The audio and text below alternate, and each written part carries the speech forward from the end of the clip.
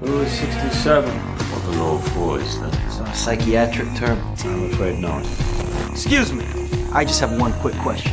You said you had no idea what that second line could refer to, correct? Yes, I'm afraid I still don't. Because I believe I just heard you say there are 24 patients in Ward C and 42 patients in Wards A and B, which means there's a total of, 66 patients at this facility? That is correct, yes. Well, it seems to me Rachel Solando is suggesting that you have a 67th patient, Doctor. But I'm afraid we don't. Handle your children. Simon, Henry, Angel, your wife drowned them at the cabin by the lake. Here it is.